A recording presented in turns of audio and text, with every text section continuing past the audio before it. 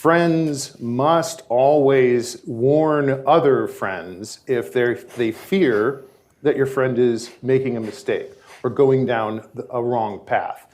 If you don't do that, then you are derelict in your friendship. And so the origin for this report was a question: what happens when Democrats govern undemocratically? And so to understand that question, I think we have to go back to 6 days after the Polish election in 2023.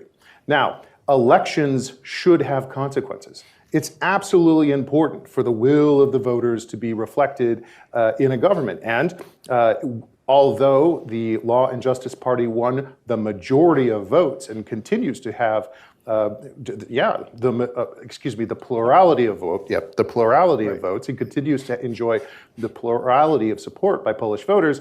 There was enough inside the Polish parliament. There were enough members of parliament to form a government under Donald Tusk. And what happened? We did not see an orderly transition. In fact, we saw something quite opposite, something quite more disturbing. We saw the politics of vendetta, the politics of revenge at play. So for many Americans, it would be shocking to see armed police officers rolling into a television station to physically remove journalists, producers, editors from their offices and kick them out. Now, that is exactly what happened 6 days after the election in 2023 in December, when the new government decided that it was going to use that iron broom to sweep out all of the journalists, etc., in Polish public media. Now, like I said, elections should have consequences. They have consequences here in the United States. We right now are going through a political transition here, but it's an orderly transition. So for example, we have public media through the likes of, say, RFERL and Voice of America. Donald Trump appoints the individuals he wants to lead that organization. They take up their posts. There is an orderly transition. In December of 23, we saw a disorderly transition, and worse, Polish televisions went dark. The plug was pulled, live streams went off midstream, years of archived journalism was deleted. That iron broom indicated to me, and I was talking with Matt at the time, that we were not witnessing the swinging of a pendulum, but something far more concerning and disturbing. Over the last year, we have seen time and time again examples of lawfare, using the law as a political weapon against your opponents. We've witnessed examples of all sorts of dirty tricks and games, such as attempting to deny the broadcast license to independent television stations in Poland. These are all very concerning steps that indicate that the politics of vendetta are at play in Poland and not something more mundane. Now here's another interesting point to consider. The Donald Tusk government campaigned in very much the same way that the Biden-Harris campaign unfolded here in the United States. They accused their opponents of being far-right extremists, authoritarians, and they had many ready listeners among American journalists here in the West. So as part of this report, I actually went through and I cataloged every single example in the run-ups to the election in which The Atlantic, Politico, you name it, the AAA Western media, time and time again referred to the previous government as authoritarian, autocratic, etc. Now there's a problem here because none of that was true. In fact, Matt and I actually go through and we assess all of the measurements of democracy, various standards. You can look at the Freedom House Index, you can look at all of the various NGOs that try and quantify democracy, and frankly, Poland was nowhere near an authoritarian state, nowhere near an autocracy.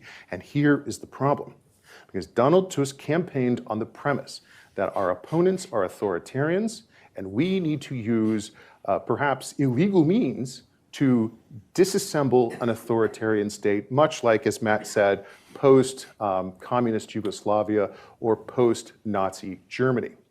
When that is your premise, nothing stands in your way. You can do anything you want because, under the excuse, well, we are disassembling authoritarianism. If you look at a lot of the things that the opposition at that time accused the Law and Justice Party of doing, undermining free media, and Peter's written a lot on that, or undermining rule of law, or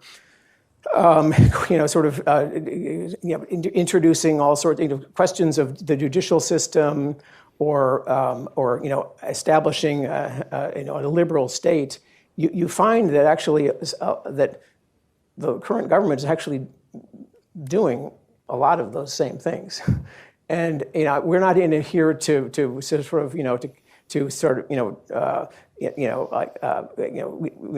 like to be a little bit careful about how we deal with our best allies. But the point is, there is a pattern here of all sorts of behavior that is counter. That is, for example, if it's okay if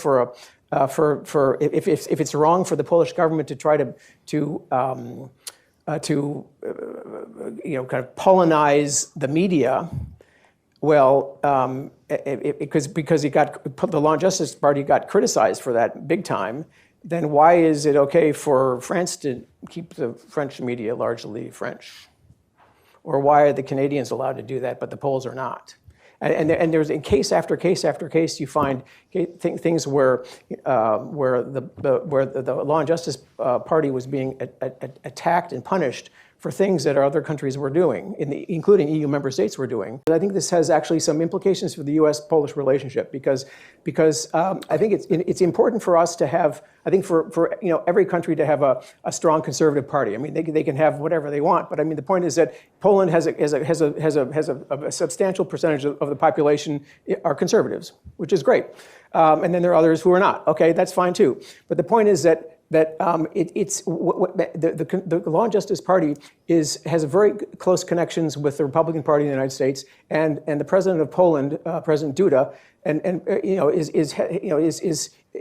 President Trump likes him, and so when you have a country when you have a country like Poland with a strong conservative party that is being attacked like this, and the Conservative Party is friends with our government and the White House. Mm-hmm. And then you start thinking, wait a sec, and the current government has been on record as not sort of basically preferring the other side in our election. So this is probably not going to be as good for the bilateral relationship if the current government in Poland is trying to so undermine or weaken or even destroy the Conservative Party so that they can't win the election in May. This is not good for the relationship because we'd like to have, it's important for Poland to have a strong Conservative Party, but it's also important for, it's good for the bilateral relationship because, it helps, balance things out.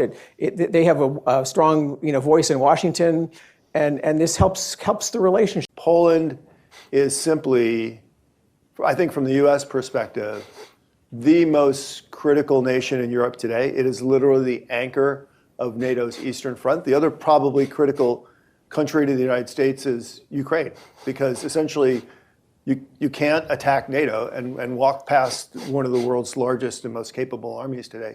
So Ukraine, whether it's in NATO or not, is irrelevant, but Poland is the anchor of the new NATO. Poland is as crucial today as West Germany was to NATO's future in the 1950s and 1960s.